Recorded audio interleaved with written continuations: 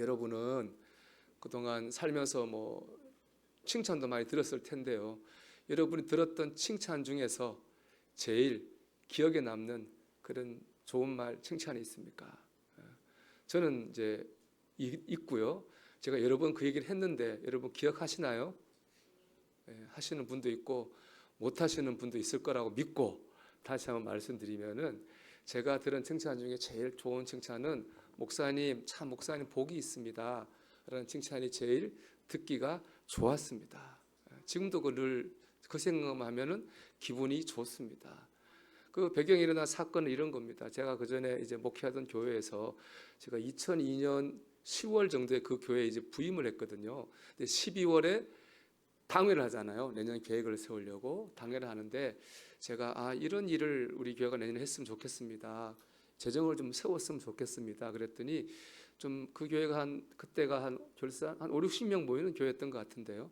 그 권사님 한 분이 이제 어렵다고 말씀하시더라고요. 권사님이 농협에 감사하고 농사를 제일 많이 짓는 분이니까 사정을 제일 잘하는 분이죠. 목사님, 우리가 농사를 짓는데요, 한 평에 이만큼이 나오고 우리 교인들이 이만큼이기 때문에 이 재정이 더 늘어나기 어렵습니다. 그래서 이건 하기 어렵습니다 얘기하셨더라고요. 제가 그래서 사정을 잘 알겠는데 하나님 기뻐하신 일이니까 한번 해보죠. 그랬더니 그분이 감사하게 순종해 주셨어요. 그래서 이제 그 다음에가 됐는데 참 놀라운 일이 났습니다. 거기가 찹쌀 농사를 다 주 산물이에요. 그 찹쌀이 80kg 안 가면 한 16만 원, 17만 원 정도 하거든요. 근데 그해 우리나라 전역에 찹쌀이 흉년이 들은 거예요. 근데 그 동네만 흉년이 안 들었어요. 똑같은 양의 소출을 거뒀는데 흉년이 되니까 찹쌀 16만 원, 17만 원 하던 게 한 가마에 30만 원으로 오른 거예요. 그 동네 분들은 한 해 농사를 지어서 두 해의 소출을 얻은 거죠. 참 모든 것이 다 채워졌어요, 넉넉하게. 그때 그 이제 추수감사절날 장로님이 한 분 계신데 저한테 그래요. 목사님, 참 복이 있습니다. 참 기분이 좋았어요. 왜냐하면 그 제가 잘 된 게 아니잖아요. 복이 있단 말은 제가 잘 된 게 아니라 하나님께서 도우셔서 되게 하신 거잖아요. 좀 더 확장하면 하나님이 도우시는 도구가 제가 될 수 있었던 거죠. 우리가 복이 있다는 말은 내가 뭘 잘해야 된 게 아닙니다. 하나님이 도우신 거죠. 브루스 윌킨슨이 쓴 야베스의 기도라는 책에 보면은 복을 하나님의 초월적 능력, 그렇게 해석합니다. 야베스의 기도 보면 원컨대 주께서 내게 복을 다하사 나의 지경을 넓히시고 주의 손으로 나를 도우사 환난을 벗어나 근심이 없게 하옵소서. 하나님 주신 복으로 근심 없는 삶을 살게 해달라고 기도하잖아요. 그 복은 뭐냐? 하나님의 초월적 능력인 거예요. 내가 뭘 잘해서 그렇게 되는 게 아니라 하나님께서 초월적 능력을 주셔서 우리로 하여금 환난을 벗어나서 근심이 없는 삶을 살게 하시는 거죠. 그러므로 복이 있는 사람이라고 하는 것은 하나님의 초월적 능력으로 도우심을 받는 사람이고, 하나님의 초월적 능력이 나타나는데 도구가 되는 사람입니다. 얼마나 좋은 사람입니까? 우리 옆 사람 서로 축복합시다. 복이 있는 사람이 되십시오. 권사님, 복이 있는 사람이 되시기 바랍니다. 여러분 꼭 복이 있는 사람이 되십시오. 우리가 잘나서 되는 게 아니라 하나님이 잘 되게 하신 역사가 있기를 축복합니다. 오늘 본문은 복과 저주에 대해서 말씀하고 있습니다. 복은 말씀드린 것처럼 하나님이 도우셔서 잘 되는 거예요. 그럼 저주는 뭘까요? 이 복을 못 받는 거예요. 여러분, 저주가 다른 게 저주가 아니에요. 하나님의 백성으로서 마땅히 받아야 될 도우심을 받지 못하는 게 그게 바로 저주예요. 그래서 오늘 말씀 6절을 보면 저주받은 사람 이렇게 표현합니다. 그는 사막의 떨기나무 같아서. 저주받은 사람은 사막의 떨기나무 같다 그랬습니다. 사막의 떨기나무는 보면요, 사진 한번 볼까요? 이게 사막의 떨기나무예요. 잎도 없고 열매도 없고 바짝 말라서 가시밖에 없어요. 뭐가 없는 거예요, 한마디로. 뭐가 없는 게 저주예요. 하나님께 복을 받아서 뭐가 있어야 되는데 하나님 믿는 백성은 당연히 그걸 못 받아가지고 뭐가 없는 거예요. 그게 바로 저주받은 사람입니다. 여러분, 하나님의 도우심으로 저주받지 말고 복을 받으시기를 축복합니다. 이를 위해서는 첫째는 알아야 될 게 뭐냐? 축복과 저주는요, 우리 생각의 결과라는 거예요. 예레미야 6장 19절의 말씀입니다. 읽어보겠습니다. 땅이여 들으라. 내가 이 백성에게 재앙을 내리리니 이것이 그들의 생각의 결과라. 아멘. 그러니까 내가 지금 하고 있는 생각 때문에 내가 복을 받기도 하고, 내가 지금 하고 있는 생각 때문에 내가 저주를 받기도 한다는 겁니다. 여러분 지금 어떤 생각을 마음에 하고 있습니까? 미움, 원망, 질투, 시기. 여러분 나쁜 생각을 버려야 됩니다. 안 될 거야, 못할 거야, 부정적인 마음도 버려야 됩니다. 그 생각을 가지고 있으면 복을 받을 수가 없는 겁니다. 좋은 마음을 가져야 됩니다. 특별히 믿음의 생각을 해야 됩니다. 마가복음 5장의 말씀 보면 예수님께서 거라사라는 지방으로 가셨거든요. 그 예수님 오셨다는 얘기 듣고 수많은 무리가 몰려들었어요. 그런데 그 수많은 무리가 몰려들었지만은 예수님께 복을 받은 사람은 딱 한 사람이에요. 혈루병 걸린 여인. 이 여인이 혈루병이라고 부인병의 일종인데 이 병으로 12년을 고생했다고요. 예수님 왔다는 얘기를 듣고 예수님 앞으로 못 갈 사람들이 많아가지고 뒤로 돌아가서 예수님 옷자락을 만졌어요. 그런데 그의 병이 나았어요.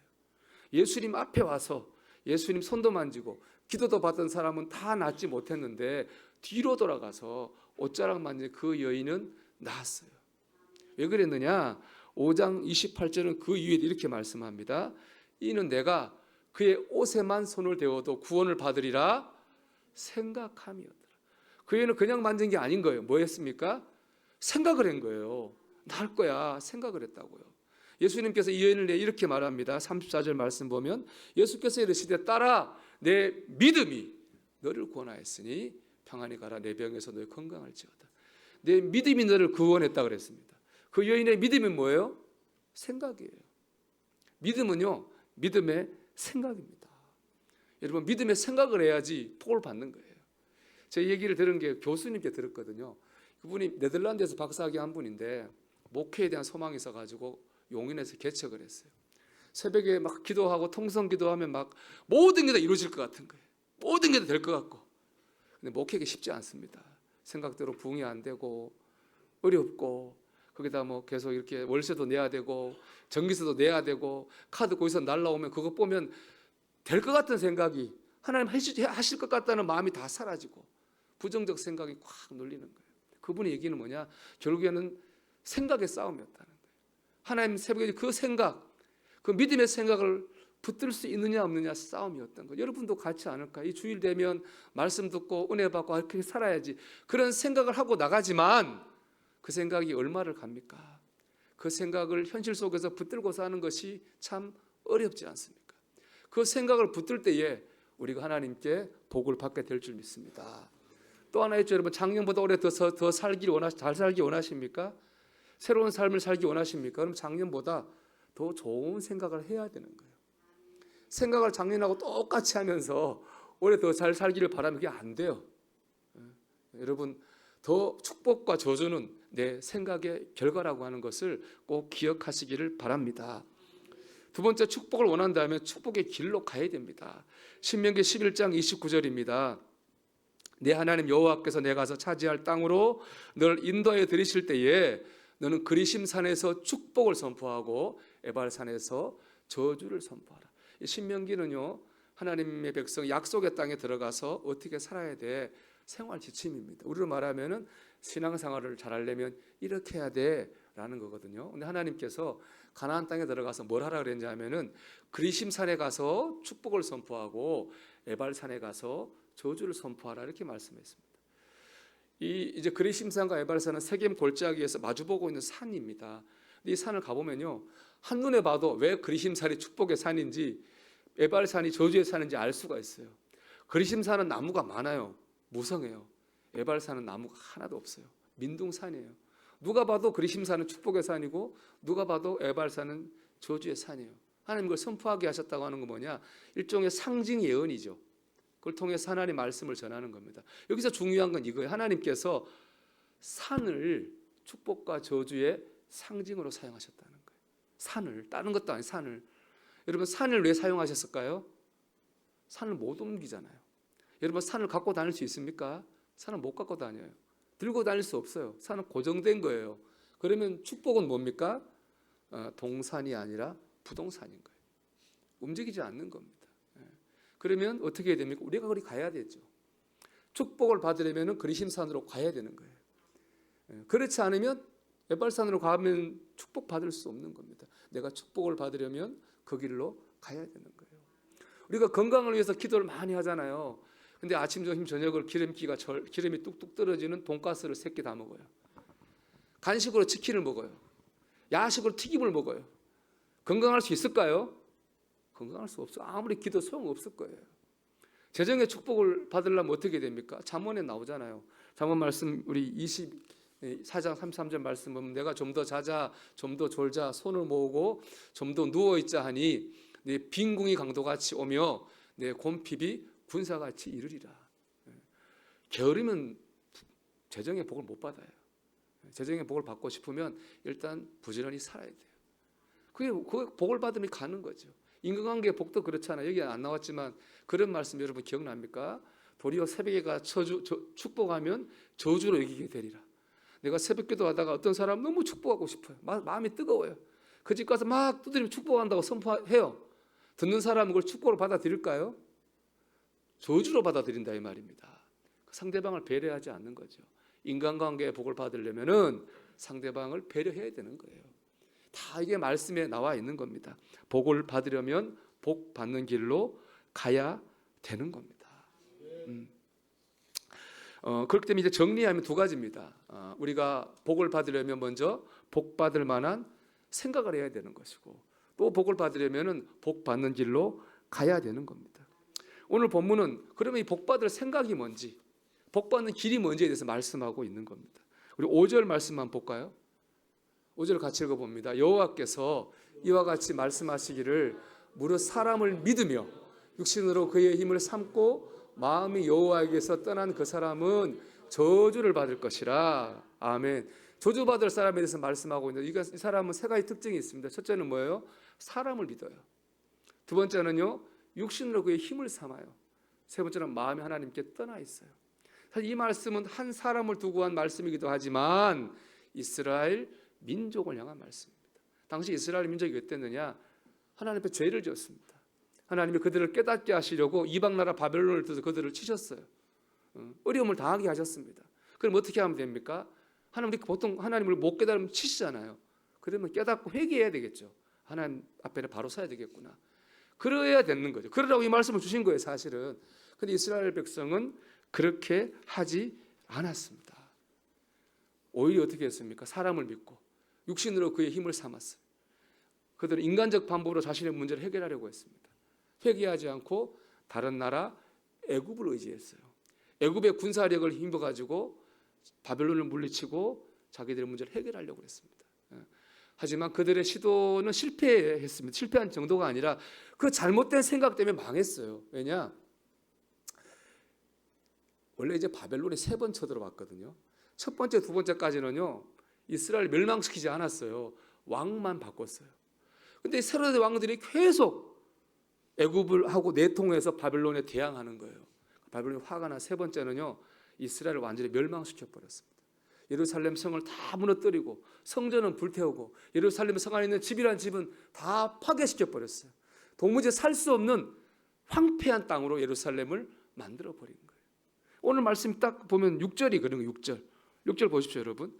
그는 사막의 떨기나무 같아서 좋은 일이 오는 것을 보지 못하고 저주 받았잖아요. 좋은 일이 오는 거 못 보지 않았습니까? 광야 간조한 곳, 건건한 땅, 사람이 살지 않는 땅에 살리라. 그렇게 망한 거예요. 사람을 믿고 육신으로 힘을 삼고 하나님께 마음이 떠난 결과 그 결과 망해서 살 수 없는 땅에 살게 되는 그런 저주를 받게 된 것입니다. 그러니까 우리가 6절, 왜 6절 같은 결과가 됐습니까? 5절처럼 살았기 때문에 그렇습니다. 그렇기 때문에 우리가 복이 있는 사람이 되려면 반대로 해야 되는 거예요. 그게 바로 7절의 말씀입니다. 7절 읽어봅니다. 그러나 무릇 여호와를 의지하며 여호와를 의뢰하는 그 사람은 복을 받을 것이라. 하나님을 믿어야 되는 거예요. 하나님을 의지해야 되는 거예요. 여러분 사람 믿지 말고 하나님을 믿으십시오. 여러분 지난 날을 돌아보세요. 여러분을 가장 힘들게 하고 아프게 한 일은 누구 때문에 일어났습니까? 다 사람 때문에 일어나지 않았습니까? 남편, 아내, 부모, 자녀, 친구, 연인, 직장 동료, 교인. 믿었던 그 사람이 던진 말 한마디, 그 사람들이 내 기대를 저버린 행동, 우리 그런 것 때문에 힘들어하지 않았습니까? 이런 일을 겪고 나서도 또 사람을 믿어요? 그 애굽을 계속 의지하는 이스라엘 왕들과 다를 바가 뭐가 있습니까? 여러분, 사람을 믿지 마십시오. 대신 사랑하십시오. 사람은 여러분 믿음의 대상이 아니라 사랑의 대상입니다. 긍휼한 마음으로 사람을 대하고 그 사람을 기도하고 대가를 바라지 말고 사랑으로 섬기십시오. 그러면은 상처받을 일도 탈날 일도 없습니다. 여러분 한번 생각을 해보세요. 우리도 그렇잖아요. 우리 누구부터 생각합니까? 항상 나부터 먼저 생각하잖아요. 사람이 그래요. 나부터 생각이 돼 있어요. 그럼 내가 믿는 그 사람도 자기부터 생각한다고요. 그게 인간사입니다. 이스라엘 역사로 돌아가 볼까요? 이스라엘이 애굽을 얼마나 의지했는지 몰라요. 가진 보물을 갖다 바치고 간절히 의지했어요. 그런데요, 애굽이 결정적 순간에 이스라엘을 배신했어요. 애굽이 이스라엘 대신에 바벨론과 싸워줄 줄 알았거든요. 안 싸워줬어요. 왜 그럴까요? 애굽이 바벨론 싸울 자신이 없어요. 자기가 망한 게 생겼어요. 아니, 자기가 망한 게 생겼는데 어떻게 이스라엘을 대신해서 싸워줄 수가 있겠습니까? 사람도 나라도 다 자신을 먼저 생각할 수밖에 없습니다. 요즘 트럼프 보십시오. 다 자기 생각하지 않습니까? 결국 우리를 온전히 생각해 주는 사람은 하나님밖에 없습니다. 여러분, 하나님을 믿어야 됩니다. 두 번째, 인간적인 방법으로 풀지 말고 하나님의 방법으로 문제를 풀려고 해야 됩니다. 육신으로 그의 힘을 삼고 그랬거든요. 육신은이란 말은 이제 히브리어 바사르입니다. 바사르는 다른 성경은 뭐라고 번역하냐면 혈육으로 번역해요. 가족, 친지를 말하는 거죠. 즉 가족이나 친지, 혈육을 의지한다. 이건 그 당시는 다 가족 중심, 혈연 중심의 사회잖아요. 그 때문에 문제를 해결하는 당연한 가장 보편적인 방법이고 가장 당연한 방법이었어요. 요즘으로 하면 뭐겠습니까? 요즘 뭐 혈연보다는 돈이 더 중요하니까 우리 문제 생기면은 통장 잔고부터 보잖아요. 그런 똑같은 거예요. 근데 이 바살의 뜻이 뭐냐면요, 하나님의 전능하심에 대조되는 인간의 연약함과 결함을 말하는 거예요.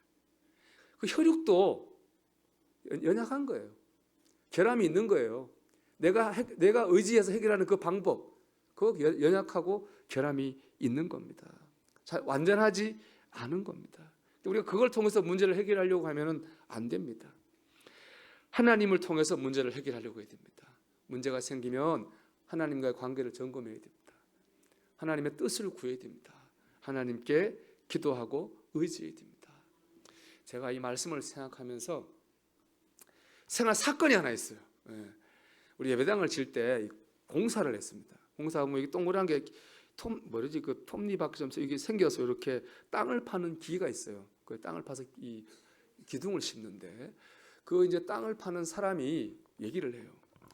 같이 있는데 저기 원당역 앞에 잘 지은 건물이 하나 있는데 원래 이게 한 채에 한 칸의 오피스텔이 14평짜리인데 8천만 원 정도 한다는 거예요. 근데 지금 사정이 있어서 4천만 원만 투자하면 한 채를 준다는 거예요. 기회 아닙니까, 여러분? 그걸 이제 또 이제 들었습니다. 듣고 이제 그때 우리 여러분 아는 분도 있고 모르는 분도 있지만 조식은 집사님 한 분이 참 고생을 많이 했습니다. 근데 그분이 그 얘기를 듣고 두 채를 샀어요. 저도 사고 싶었습니다. 돈이 없었어요. 그래가지고 돈은 없었지만 사고 싶었는데 집에 가서 얘기를 했어요. 여보 이런 게 있더라고. 그러냐고 이제 그랬는데 집사람은 또 우리 성도님 한 분한테 얘기를 했어요. 그 성도님이 거기 투자를 했어요. 어떻게 됐느냐? 그 건물이 보통 복잡한 건물이 아니에요. 수많은 소유가 얽혀 있고 재판이 얽혀 있어가지고 돈도 못 받고 집도 못 받는 상황이 됐어요. 그 다 제가 책임이 있잖아요. 제가 소개했으니까 내가 해결해야 되겠다고 생각을 하고 사방팔방 뛰어다녔어요. 해결이 안 돼요. 재판을 해서 이겼어요. 소용이 없어요. 그 건물 갖다가 이미 신탁이 돼 있어가지고 압류가 안 돼요. 그 사람은 자기 재산을 딴 데로 돌려놨는지 뭐 재산이 없어요. 재산이 없으니까 할 수 있는 게 없어요. 판결을 백날 받아도 소용이 없어. 답이 없어요. 그게 기도했어요. 그때 기도하면 새벽에도 기도하고 밤에도 시간을 정해놓고 9시에 와서 1시간 동안 그 문제로 기도했어요. 2년 됐나 봐요. 그게 안 된 게. 한 2년 지나고 제가 그때 배드민턴을 쳤거든요. 근데 같이 이제 운동하는 목사님이 자기가 운동하는 체육관에 아침에 한번 와보라는 거예요. 목사님들이 많으니까 교제하고 좋다고 그래서 한번 제가 갔습니다. 그게 왜냐하면 저 고양시청 뒤에 마상체육공원 안에 있는 체육관이에요. 이제 아침에 갔는데 그 건축주가 배드민턴 치러 왔더라고요. 그래도 전화를 그렇게 안 받더니 그래가지고 그때 운동하려고 배드민턴을 처음 배운 초보예요. 초보.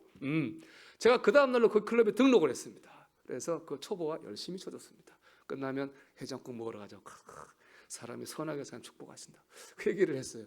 2년을 그렇게 했는데 그 사람이 돈을 돌려줬어요. 그 건물이 문제 해결된 게 하나도 없어요. 여전히 지금도 아마 그럴 거고 해결될 수 없다고. 그 사람의 마음이 움직였어요. 그 하나님 하신 거죠. 참 하나님의 놀라운 역사로 하나님이 다 돌려받게 하시고 문제를 해결해 주셨습니다. 한번 처음으로 돌아가 볼까요? 제가 왜 함정에 빠졌을까요, 여러분? 제가 사람을 믿었어요. 누구를 믿었느냐? 그 조식은 집사님이라는 분을 믿었습니다. 그분 아시는 분 많지만 그분이 아주 돈에 대해서는 진짜 철저한 분이고 정확한 분입니다. 투자도 잘하잖아요. 그래서 강남에 빌딩도 있고 재산도 많다고요. 근데 그분이 내가 사는 걸 보고 저분이 하는 거 보니까 되겠구나.